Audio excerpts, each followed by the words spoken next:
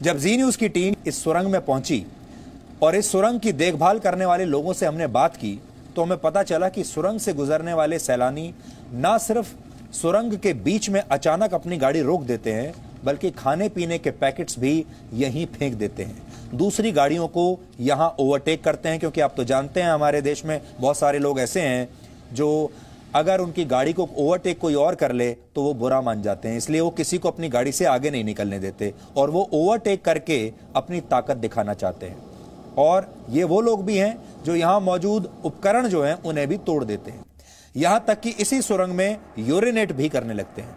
भारत में लोग सड़कों को, बसों को, ट्रेनों को, हाईवेज को, इस तरह की सुरंगों को जो सार्वजनिक संपत्ति है इसे मुफ्त में मिली सुविधाएं समझते हैं और इन सुविधाओं का जितना हो सके उतना ये नुकसान करते हैं, क्योंकि इन्हें इनका नुकसान करने में एक अजीब तरह का आनंद इन्हें आता है, एक ताकत का, एक नकली ताकत का एहसास इन्हें होता है।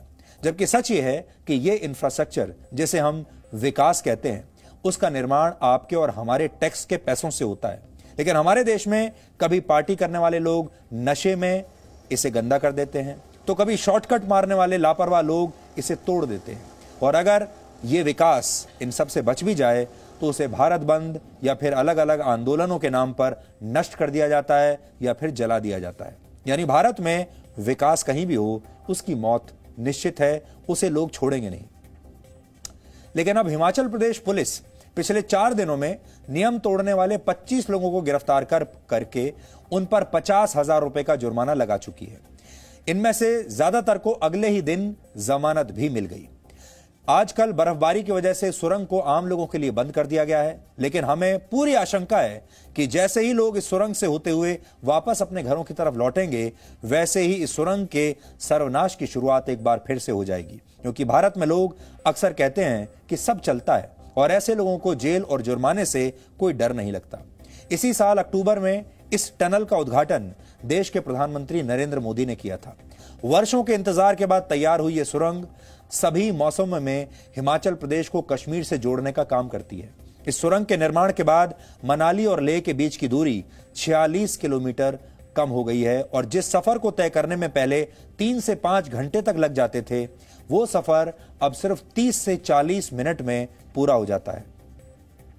ये जो तस्वीरें हम आपको दिखा रहे हैं ये उस दिन की दिखा रहे हैं जब प्रधानमंत्री मोदी ने इस सुरंग का उद्घाटन किया था। और उस पर पूरी तरह 100% काम करते हुए प्रधानमंत्री नरेंद्र मोदी इस समय वो उत्तरी छोर पर राज्य से जुड़े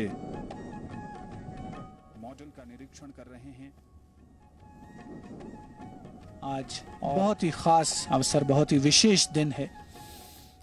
अक्टूबर महीने की इन तस्वीरों को आप याद कर लीजिए जब प्रधानमंत्री मोदी ने इस टनल का उद्घाटन किया था। तब उन्होंने भी सोचा नहीं था कि लोग जब इस टनल से गुजरेंगे सरकार को धन्यवाद देने की बजाय, अपने देश को धन्यवाद देने की बजाय वो इस टनल का नुकसान करना शुरू कर देंगे और इसे एक नाइट क्लब में बदल देंगे।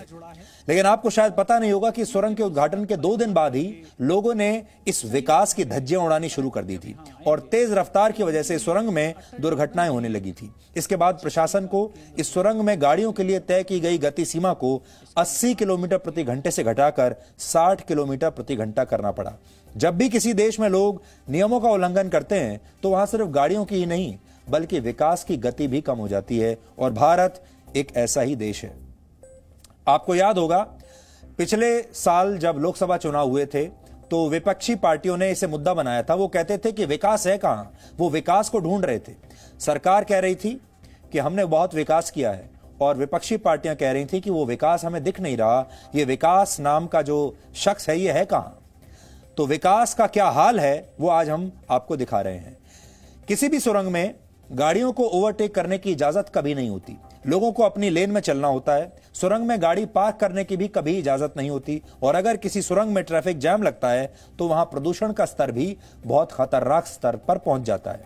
जी न्यूज की टीम ने सुरंग की देखरेख करने वाले अधिकारियों से आज बात की और उन्होंने हमें बताया कि नियमों के उल्लंघन की वजह से उस सुरंग को लगातार नुकसान पहुंच रहा है और उनकी टीम को लगातार इसकी मरम्मत करनी पड़ती है।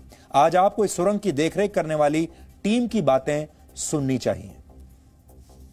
अल्टीमेटली एक नेशनल प्रोजेक्ट है, इसको हमें इसकी देखरेख और इसकी मेंटेनेंस इसको हमें एक तरह से नेशनल मॉन्यूमेंट के जैसे करनी चाहिए, ताकि और इस तरह का उत्पाद जैसे कि अभी आपको पता है लास्ट के कुछ 2-4 दिनों में कुछ वीडियोस भी वायरल हुए हैं यूट्यूब पे, जिसमें कुछ युवा यहाँ पे गाड़ी रोक के और नशे में डांस और वो सब कर रहे हैं। तो इसलिए मैं ये लोगों से कहना चाहूँगा कि ये टनल आम जनता की सहूलियत के लिए बनाई गई है, तो आप इसका प्रयोग करिए, बट किसी तरह से यहाँ के जो स्टोर्स हैं उसको आप डैमेज मत करिए। जैसे फायर कैबिनेट है, ये आप देख रहे हैं, ये इसका भी शीशा टूट चुका था, ये हमने इसको रिपेयर किया है। ये जो ट्रैफिक कोन्स हैं, मीडियंस हैं, इसमें आपको जगह जगह मीडियंस दिखेंगे जिनकी टेप्स निकल गई हैं, जो मीडियंस बेंड हो गए हैं। और रोड के अलॉन्ग द रोड सोलांग से ऊपर तक जब आप आते हैं तो आपको रोड के चारों तरफ गंदगी और रैपर्स और सारा गंदगी वगैरह देखने को मिलेगा। सो मैं ये लोगों से अपील करना चाहता हूँ कि आप आइए, प्रकृति का मज़ा लीजिए, बट अपनी जैसे हम अपने घर को साफ़ सुथरा रखते हैं वैसे ही हमको अटल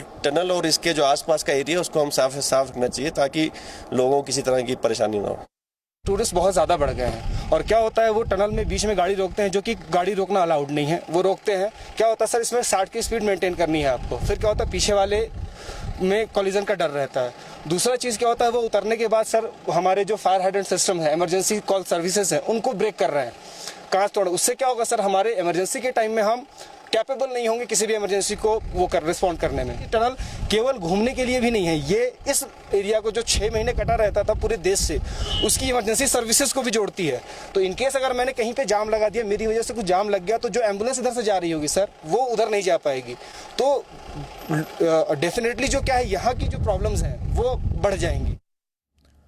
विकास आपका मूलभूत अधिकार है, लेकिन इस अधिकार को हासिल करने के लिए आपको अपने कुछ कर्तव्य भी निभाने होते हैं, और कर्तव्य का बोध अनुशासन से आता है। भारत में भले ही इस अनुशासन की बेहद कमी हो, लेकिन दुनिया के कई देश ऐसे हैं जहां ऐसा बिल्कुल नहीं है। उदाहरण के लिए आप चीन से आई ये तस्वीर देखिए।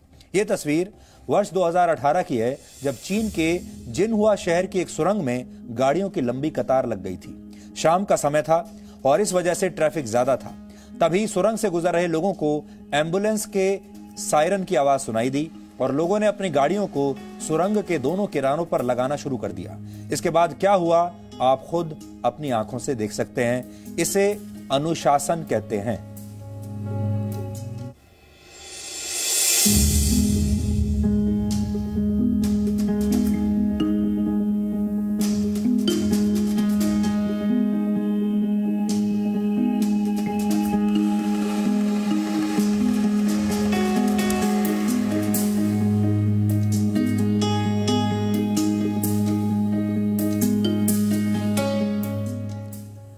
हमारे देश में गाड़ी खरीद लेने और इसे चलाने का लाइसेंस मिल जाने के बाद लोग खुद को सड़कों का मालिक समझने लगते हैं, लेकिन अमेरिका जैसे देशों में ऐसा नहीं होता। वहां गाड़ी चलाने को अधिकार नहीं बल्कि नियमों और कायदों के तहत दी गई एक सुविधा माना जाता है। अगर आप अमेरिका में जाकर गाड़ी चलाना सीखेंगे तो आपका ट्रेनर पहले ही दिन आपको नियम समझाते हुए कह देगा कि driving a car is a privilege not a right. यह हाल तब है जब अमेरिका में प्रति 1000 लोगों पर 838 गाड़ियां हैं, जबकि भारत में प्रति 1000 लोगों पर सिर्फ 45 गाड़ियां हैं। अब आप सोचिए, प्रति 1000 लोगों पर 45 गाड़ियां हैं, तब हमने यह हाल कर रखा है। अगर इन सब 1000 लोगों के पास गाड़ियां आ गईं तो फिर हमारे देश का क्या हाल होगा। भारत में आज भी गाड़ी खरीदना लोगों का सपना होता है, लेकिन जैसे ही कुछ लोग अपना यह सपना पूरा कर लेते हैं, वैसे ही वो सड़कों पर अपना अधिकार जमा लेना चाहते हैं। वो अपने आप को सड़कों का मालिक, गाड़ी के मालिक तो हैं ही, अपने आप को सड़क का मालिक भी मान लेते हैं।